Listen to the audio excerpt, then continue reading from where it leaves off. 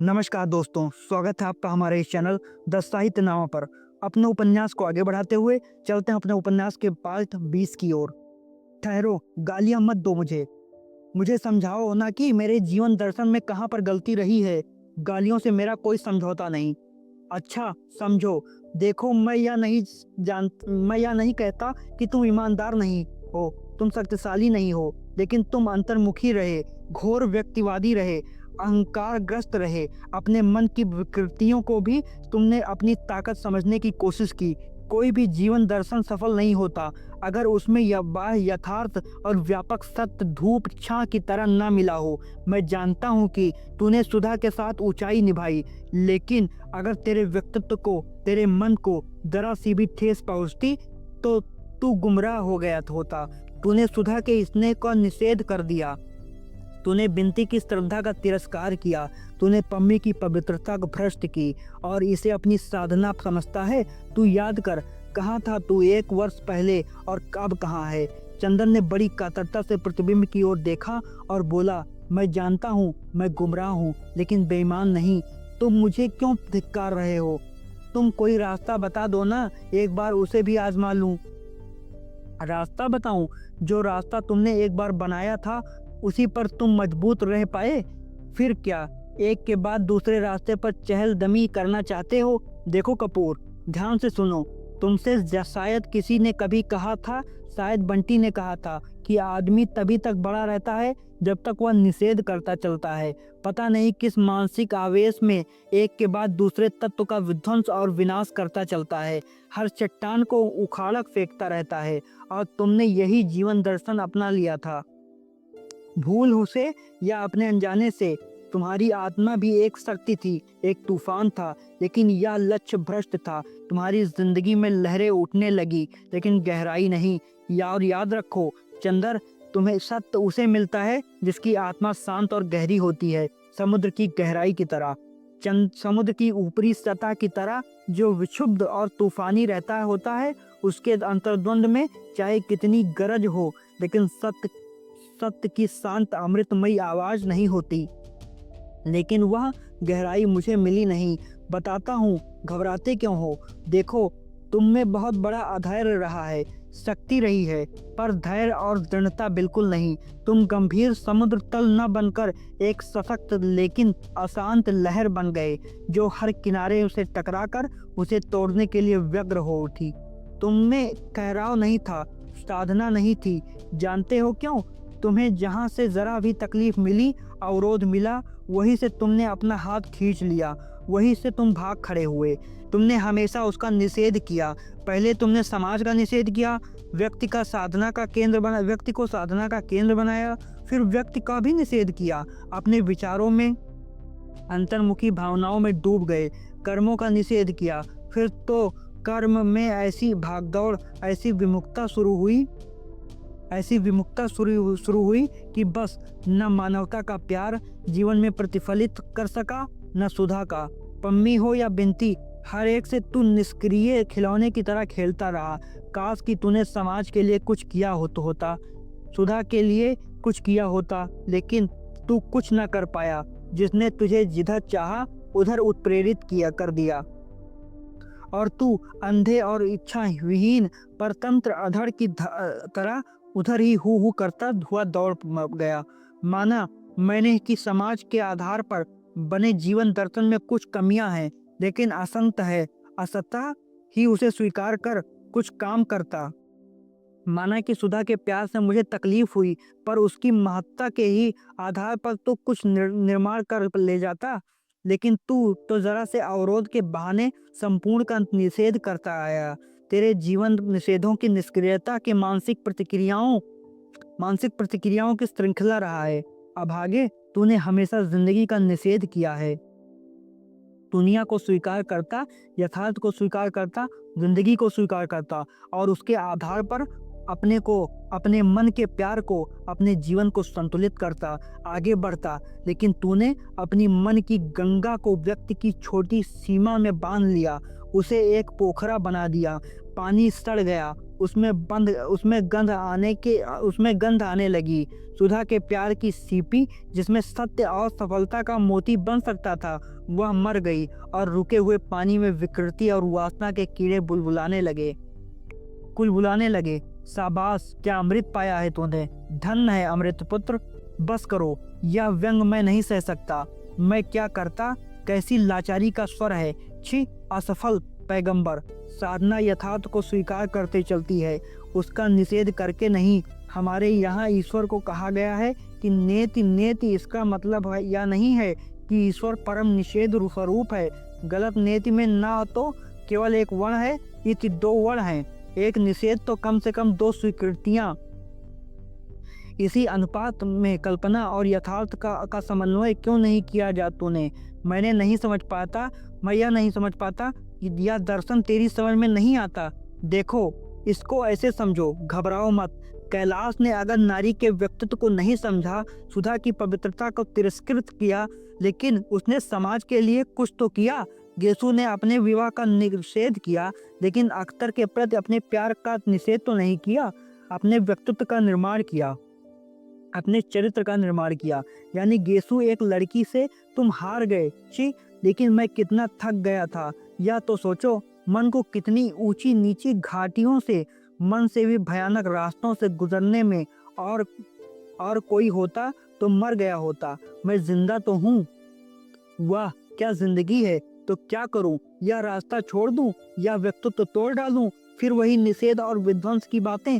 छी, देखो, चलने को तो गाड़ी का बैल भी रास्ते पर चलता है, लेकिन सैकड़ों मील चलने के बाद भी वह गाड़ी का बैल ही बना रहता है। क्या तुम गाड़ी के बैल बनना चाहते हो? नहीं कपूर। आदमी जिंदगी का सफर तय करता है। राह के ठोकरें और मुसीबतें उसके व्यक्तित्व को पुख्ता बनाती चलती हैं, उसकी आत्मा को परिपक्व बनाती चलती हैं। क्या तुम में परिपक्वता आई? नहीं, मैं जानता हूँ। तुम अब मेरा भी निषेध करना चाहते हो, तुम मेरी आवाज को भी चुप करना चाहते हो। आत्म प्रवंचना तो तेरा पेशा हो गया है। कितना खतरनाक है तू। अब तू मेरा भी तिरस्कार करना चाहता है। और छाया धीरे धीरे एक वह बिंदु बनकर अदृश्य हो गई। चंदर चुपचाप शीशे के सामने खड़ा रहा। फिर वह सिनेमा नहीं गया। चंदर सहसा बहुत शांत हो गया, एक ऐसे भोले बच्चे की तरह जिसने अपराध कम किया, जिससे नुकसान ज्यादा हो गया था और जिस पर डांट बहुत पड़ी थी। अपने अपराध की चेतना से वह बोल भी नहीं पाता था। अपना सारा दुख अपने ऊपर उतार लेना चाहता था। वह एक ऐसा सन्नाटा था जो न किसी को आने के लिए आमंत्रित कर सकता था, न किसी को जाने से रोक सकता था। वह एक ऐसा मैदान था जिस पर की सारी पगडंडियां तक मिट गई हों। एक ऐसी डाल थी जिस पर के बारे में सारे फूल झड़ गए हों, सारे घोंसले उड़ गए हों। मन में उसके असीम कुंठा और वेदना थी। ऐसा था कि कोई उसके घाव छू ले तो वह आंसुओं में बिखर पड़े। वह चाहता था कि सबसे क्षमा मांग ले, बिनती से, पम्मी से, सुधा से, और फिर हमेशा के लिए उनकी दुनिया से चला जाए। कितना दुख दिया था उसने सबको।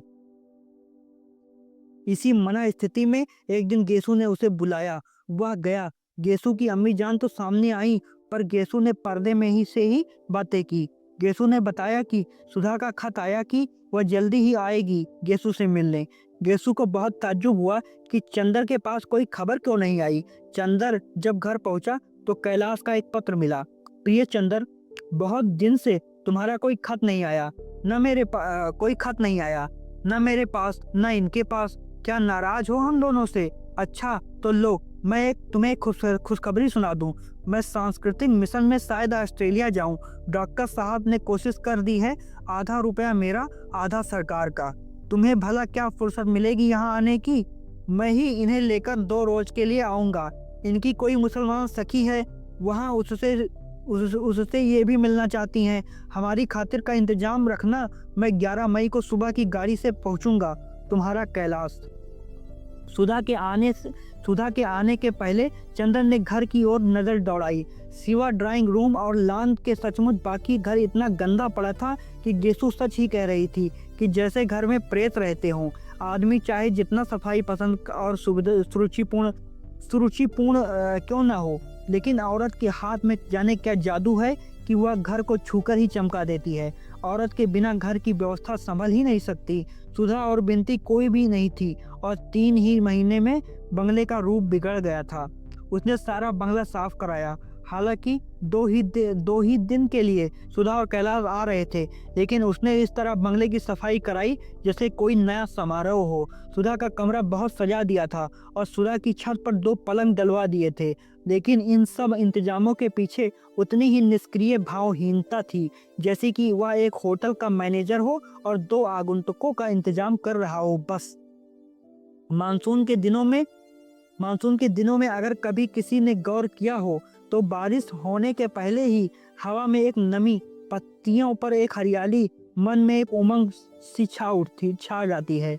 आसमान का रंग बतला देता है कि बादल छाने वाले हैं, बूंदें रिमझिमाने वाली हैं। जब बादल बहुत नजदीक आ जाते हैं, बूंदें पड़ने के पहले ही दूर पर गिरती हुई बूंदों की आवाज वातावरण पर छा जाती है, जिसे ध्रुवा कहते हैं। ज्यों-ज्यों सुधा के आने का दिन नजदीक आ रहा था, सुधा के मन में हवाएं करवटें बदलने लगी थी। मन में उदास सुनसान में ध्रुवा घुमेरने लगा था। मन उदास सुनसान आकुल प्रतीक्षा में बेचैन हो उठा था। चंदर अपने को समझ नहीं पा रहा था। नसों में एक अजीब सी घबराहट मचलने लगी थी जिसका वह विश्लेषण नहीं करना चाहता था। उसका व्यक्तित्व अब पता नहीं क्यों कुछ भयभीत सा था। इम्तिहान खत्म हो रहे थे और जब मन की बेचैनी बहुत बढ़ जाती थी तो परीक्षकों की आदत के मुताबिक वह कापियां जांचने बैठ जाता था। जिस समय परीक्षकों के घर में पारिवारिक कलह हो, मन में अंतर्द्वंद हो या दिमाग में फितूर हो, उस समय उन्हें कापियां जांचने से अच्छा शरण स्थल नहीं मिलता। अपने जीवन की परीक्षा में फेल हो जाने की खींच उतारने के लिए लड़कों को फेल करने के अलावा कोई अच्छा रास्ता ही नहीं है। चंदर जब बेहद दुखी होता तो वह कापियां जांचता। जिस दिन सुबह सुधा आ रही थी, उस रात को तो चंदर का मन बिल्कुल बेकाबू सा हो गया था। लगता था जैसे उसने विचारने से ही इनकार कर दिया हो। उस दिन चंदर एक क्षण को भी अकेला न रहकर भीड़ भाड़ में खो जाना चाहता था। सुबह वह गंगा नहाने गया कार लेकर। कॉलेज से लौटकर दोपहर को अपने मित्र के यहाँ चला गया। लौटकर आया तो नहाकर एक किताब की दुकान पर चला गया और शाम होने तक वहीं खड़ा खड़ा किताबें उलटता और खरीदता रहा। वहां उसने बिसरैया का गीत संग्रह देखा जो बिनती नाम बदलकर उसने विप्लव नाम से छपवा लिया था और प्रमुख प्रगतिशील कवि बन गया था। उसने वह संग्रह भी खरीद लिया। अब सुधा के आने में मुश्किल से 12 घंटे की देर थी। उसकी तबीयत बहुत घबराने लगी थी और वह बिसरैया के काव्य संग्रह में डूब गया।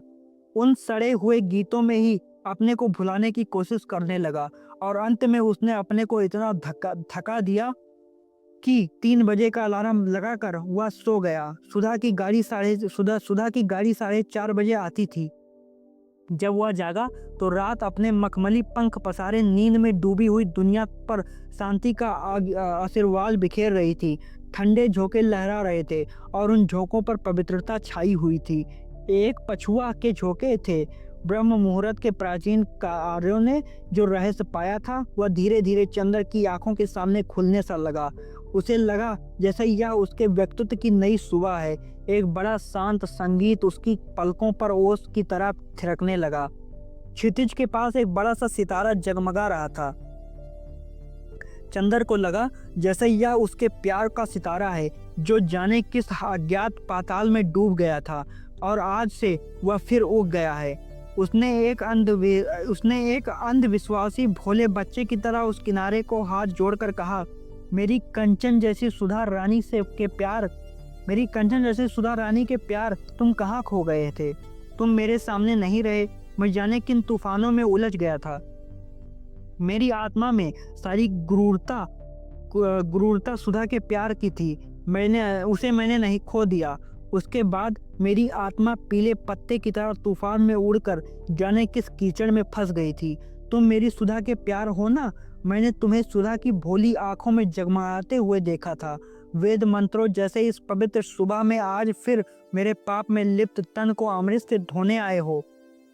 मैं विश्वास दिलाता हूँ कि आज सुधा के चरणों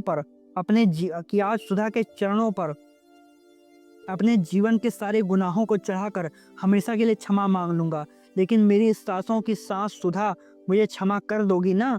और विचित्र से भावाद्वेष में और पुलक से उसकी आंख में आंसू आ गए। उसे याद आया कि एक दिन सुधा ने उसकी हथेलियों को होठों से लगाकर कहा था, जाओ, आज तुम सुधा के स्पर्श से पवित्र हो। काश कि आज भी सुधा अपने मिस्री जैसे होठों से चंदर की आत्मा को चूम कर कहे, जाओ चंदर, अभी तक जिंदगी के तूफान ने तुम्हारी आत्मा को बीमार अपवित्र कर दिया था। आज से तुम वही चंदर हो, अपनी सुधा के चंदर, हरिणी जैसी भोली भाली सुधा के महान पवित्र चंदर। तैयार होकर चंदर जब स्टेशन पहुंचा तो वह जैसे मोहाविष्ट सा था, जैसे वह किसी जादू या टोना पढ़ा हुआ सा घूम रहा था, और वह जादू था सुधा के प्यार का पुनरावर्तन। गाड़ी आधा घंटा लेट थी, गाड़ी घंटा भर लेट थी। चंदर को एक पल काटना मुश्किल हो रहा था। अंत में सिग्नल डाउन हुआ, कुलियों में हलचल मची और चंदर पटरी पर झुक कर देखने लगा। सुबह हो गई थी और इंजन दूर पर एक काले दाग सा दिखाई पड़ रहा था। धीरे धीरे वह दाग बड़ा होने लगा और लंबी सी हरी पूंछ की तरह लहराती हुई ट्रेन आती दिखाई पड़ी। चंदर के मन में आया वह पागल की तरह दौड़कर वहां पहुंच जाए। जिस दिन एक घोर अविश्वासी में विश्वास जाग जाता है, उस दिन वह पागल सा हो उठता है। उसे लग रहा था जैसे इस गाड़ी में सभी डिब्बे खाली हैं, सिर्फ एक डिब्बे में अकेली सुधा होगी, जो आते ही चंदर को अपनी प्यार भरी निगाहों में समेट लेगी। गाड़ी के प्लेटफॉर्म पर आते ही हलचल बढ़ गई। कुलियों की दौड़ धूप, मुसाफिरों की हड़बड़ी, सामान की उठाधरी से प्लेटफॉर्म भर गया। चंदर पागलों सा इस भीड़ में चीरकर डिब्बे देखने लगा। एक दफे पूरी गाड़ी का चक्कर लगा गया, कहीं भी सुधा नहीं दिखाई दी। जैसे आंसू से उसका गला रूंधने लगा। क्या आए नहीं ये लोग? किस्मत कितना व्यंग करती है उससे। आज जब वह किसी के चरणों पर इतनी आत्मा उत्सर्ग कर फिर पवित्र होना चाहता था, तो सुधा ही नहीं आई। उसने एक चक्कर और लगाया और निराश होकर लौट पड़ा। साथ सेकंड क्लास के एक छोटे से डिब्बे में से कैलाश ने झांक कर कहा, कपूर। चंदर मुड़ा, देखा कि कैलाश झांक रहा है। एक कूली सामान उतारकर खड़ा है, सुधा नहीं है।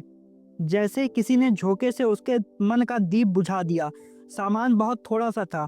वह डिब्बे में चढ़कर बोला, सुधा नहीं आई? आई है, देखो ना, कुछ तबीयत खराब हो गई है, जी मितला रहा है। और उसने बाथरूम की ओर इशारा कर दिया। सुधा बाथरूम में बगल में लोटा रखे सिर झुकाए बैठी थी। देखती हो? कैलाश बोला। देखो, कपूर आ गया। सुधा ने देखा और मुश्किल से हाथ जोड़ पाई होगी कि उसे मितली आ गई। कैलाश दौड़ा और उसकी पीठ पर हाथ फेरने लगा और चंदर से बोला, पंखा लाओ। चंदर अतप्रभ था। उसके मन ने सपना देखा था। सुधा सितारों की तरह जगमगा रही होगी और अपनी रोशनी की बाहों में चंदर के प्राणों को सुला देगी। जादूगरनी की तरह अपने प्यार के पंखों से चंदर की आत्मा के दाग पोंछ देगी। लेकिन यथार्थ कुछ और था। सुधा जादूगरनी, आत्मा की रानी, पवित्रता की सामग्री सुधा बाथरूम में बैठी है और उसका पति उसे सांत्वना दे रहा है।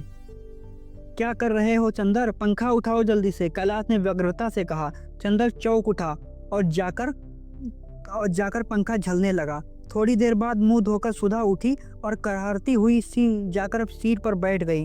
कैलाश ने एक तकिया पीछे लगा दिया और वह आंख बंद करके लेट गई। चंदर ने अब सुधा को देखा। सुधा उजड़ चुकी थी, उसका रस मर चुका था। वह अपने यौवन और रूप, चंचलता और मिठास की एक जर्द छाया मात्र रह गई थी। चेहरा दुबला पड़ गया था और हड्डियां निकल आई थी। चेहरा दुबला होने से लगता था आंखें फटी पड़ती हैं। वह चुपचाप आंख बंद किए पड़ी थी। चंदर पंखा हाँक रहा था। कैलाश एक सूटकेस खोलकर दवा निकाल रहा था। गाड़ी यहीं आकर रुक जाती है, इसलिए कोई जल्दी नहीं थी। कैलाश ने दवा दी। सुधा ने दवा पी और फिर उदास, बहुत बारीक, बहुत बीमार स्वर में बोली, चंदर, अच्छे तो हो? इतने दुबले कैसे लगते हो? अब कौन तुम्हारे खाने पीने की परवाह करता होगा? सुधा ने गहरी सांस ली। कैलाश बिस्तर लपेट रहा था। तुम्हें क्या हो गया सुधा? मुझे सुख रोग हो गया है। सुधा बहुत क्षीण हंसी हंसकर बोली, बहुत सुख में रहने से ऐसा ही हो जाता है। चंदर चुप हो गया। कैलाश ने बिस्तर कुली को देते हुए कहा, इन्होंने तो बीमारी के मारे हम लोगों को परेशान कर रखा है। जाने बीमारियों को क्या मोहब्बत है इनसे। चलो उठो। सुधा उठी। कार पर सुधा के साथ पीछे सामान रख दिया गया और आगे कैलाश और चंदर बैठे। कैलाश बोला, चंदर तुम बहुत धीमे ड्राइव करना वरना इन्हें चक्कर आने लगेगा। कार चल दी। चंदर कैलाश की विदेश यात्रा और कैलाश चंदर के कॉलेज के बारे में बात करते रहे। मुश्किल से घर तक कार पहुंची होगी कि कैलाश बोला, यार चंदर तुम्हें तकलीफ तो होगी, लेकिन एक दिन के लिए कार तुम मुझे दे सकते हो? क्यों? मुझे जरा रीवा तक बहुत जरूरी काम से जाना है। वहाँ कुछ लोगों से मिलना है। कल दोपहर तक मैं चला आऊँगा। इसके मतलब मेरे पास नहीं रहोगे एक दिन भी? नहीं, इन्हें छोड़ जाऊँगा। लौट कर दिन भर रहूँगा। इन्हें छोड़ जाओगे? नहीं भाई, तुम जानते हो कि आजकल घर में कोई नहीं है। चंदन ने कुछ घबरा कर कहा। तो क्या हुआ? तुम तो हो, कैलाश बोला और चंदर के चेहरे की घबराहट देखकर हंसकर बोला, अरे यार अब तुम पर इतना अविश्वास नहीं है। अविश्वास करना होता तो ब्याह के पहले ही कर लेते। चंदर मुस्कुरा उठा। कैलाश ने चंदर के कंधे पर हाथ रखकर धीमे से कहा ताकि सुधा न सुन पाए, वैसे चाहे मुझे कुछ भी असंतोष क्यों ना हो, लेकिन इनका चरित्र तो सोने का है। यह मैं खूब परख चुका हूँ। इनका ऐसा चरित्र बनाने के लिए मैं तुम्हें बधाई दूंगा चंदर। और फिर आज के युग में चंदर ने कुछ जवाब नहीं दिया। कार पोर्टिको में लगी। सुधा, कैलाश, चंदर उतरे। माली और नौकर दौड़ आए। सुधा ने उन सबको उनका हाल पूछा। अंदर आते ही महाराजन दौड़कर सुधा से लिपट गई। सुधा को बहुत दुलार किया। कैलाश मुंह हाथ धो चुका था, नहाने चला गया। महाराजन चाय बनाने लगी। सुधा भी मुंह हाथ धोने और नहाने चली गई। कैलाश तौलिया लपेटे नहा कर आया और बैठ गया। बोला, आज और कल की छुट्टी ले लो चंदर, इनकी तबीयत ठीक नहीं है और मुझे जाना जरूरी है। अच्छा, लेकिन आज तो जाकर हाजिरी देना जरूरी है होगा, फिर लौट आऊँगा। महाराजन चाय और नाश्ता ले आई। कैलाश ने नाश्ता लौटा दिया तो महाराजन बोली, वाह दामाद, होई के अकेली चाय भी पीबो भैया? अब बहन डॉक्टर साहब सुनही है तो का कही है? नहीं माँ जी, मेरा पेट ठीक नहीं है। 2 दिन के जागरण से आ रहा हूँ, फिर लौट कर खाऊंगा। लो चंदर चाय पियो। सुधा को आने दो, चंदर बोला। वह पूजा पाठ करके आती है। पूजा पाठ? चंदर दंग रह गया। सुधा पूजा पाठ करने लगी? हाँ भाई, तभी तो हमारी माता जी अपनी बहू पर मरती हैं। असल में वह पूजा पाठ करती थी। शुरुआत की इन्होंने पूजा के बर्तन धोने से और अब से उनसे भी ज्यादा पक्की पुजारिन बन गई हैं। कैलाश ने इधर उधर देखा और बोला, यार यह मत समझना मैं सुधा की शिकायत कर रहा हूँ, लेकिन तुम लोगों ने मुझे ठीक नहीं चुना। क्यों? चंदर कैलाश के व्यवहार पर मुग्ध था। इन जैसी लड़कियों के लिए तुम कोई कवि या कलाकार या भावुक लड़का ढूंढते तो ठीक था। मेरे जैसा व्यवहारिक और नीरस राजनीतिक इनके उपयुक्त नहीं है। घर भर इनसे बेहद खुश है। जब से ये गई हैं, माँ और शंकर भैया दोनों ने मुझे नालायक करार दे दिया है। इन्हीं से पूछकर सब कुछ करते हैं, लेकिन मैंने जो सोच रखा था वह मुझे नहीं मिल पाया। क्या बात है? चंदर ने पूछा। गलती बताओ तो हम उन्हें समझाएं। नहीं, देखो गलत मत समझो। मैं यह नहीं कहता कि इनकी गलती है, या तो गलत चुनाव की बात है। कैलाश बोला, ना इसमें मेरा कसूर न इनका। मैं चाहता था कोई लड़की जो मेरे साथ राजनीति का काम करती, मेरी सबलता और दुर्बलता दोनों की संगति होती, इसीलिए इतनी पढ़ी लिखी लड़की से शादी की। लेकिन इन्हें धर्म और साहित्य में जितनी रुचि है उतनी राजनीति से नहीं, इसीलिए मेरे व्यक्तित्व को ग्रहण भी नहीं कर पाई। वैसे मेरी शारीरिक प्यास को इन्होंने चाहे समर्पण किया, वह भी एक बेईमानी से। उससे तन की प्यास भले ही बुझ जाती हो कपूर, लेकिन मन तो प्यासा ही रहता है। बुरा ना मानना, मैं बहुत स्पष्ट बातें करता हूँ, तुमसे छिपाना क्या। और स्वास्थ्य के मामले में भी इतनी लापरवाह है कि मैं बहुत दुखी रहता हूँ। इतने में सुधा नहा कर आती हुई दिख पड़ी। कैलाश चुप हो गया। सुधा की ओर देखकर बोला, मेरी अटैची भी ठीक कर दो, मैं अभी चला जाऊंगा, वरना दोपहर में तपना होगा। सुधा चली गई। सुधा के जाते ही कैलाश बोला, भरसक मैं इन्हें दुखी नहीं होने देता। हाँ, अक्सर ये दुखी हो जाती हैं, लेकिन मैं क्या करूँ, यह मेरी मजबूरी है। वैसे मैं इन्हें भरसक सुखी रखने का प्रयास करता हूँ और ये भी जायज़ नाजायज़ हर इच्छा के सामने झुक जाती हैं, लेकिन इनके दिल में मेरे लिए कोई जगह नहीं है, वह जो एक पत्नी के मन में होती है। लेकिन खैर, ज़िंदगी चलती जा रही है, अब तो जैसे हो निभाना ही है। इतने में सुधा आई और बोली, देखिए अटैची संवार दी है, आप भी देख लीजिए। कैलाश उठकर चला गया। चंदर बैठा बैठा सोचने लगा, कैलाश कितना अच्छा है, कितना साफ और स्वच्छ है, दिल का है, लेकिन सुधा ने अपने को किस तरह मिटा डाला। इतने में सुधा आई और चंदर से बोली, चंदर चलो, वो बुला रहे हैं। चंदर चुपचाप उठा और अंदर चला। कैलाश ने तब तक यात्रा के कपड़े पहन लिए थे। देखते ही बोला, अच्छा चंदर, मैं चलता हूँ, कल शाम तक आ जाने की कोशिश करूँगा। हाँ देखो, ज़्यादा घुमाना मत, इनकी सखी के यहाँ बुलवा लो तो अच्छा। फिर वो बाहर निकलता हुआ बोला, इनकी जिद थी आने की, वरना इनकी हालत आने लायक नहीं थी। माताजी से मैं कह आया हूँ कि लखनऊ मेडिकल कॉलेज ले जा रहा हूँ। कैलाश कार पर बैठ गया, फिर बोला, देखो चंदर, दवा इन्हें दे देना याद से, वहीं रखी है। कार स्टार्ट हो गई। मिलते हैं अगले पार्ट में, पार्ट 21 में।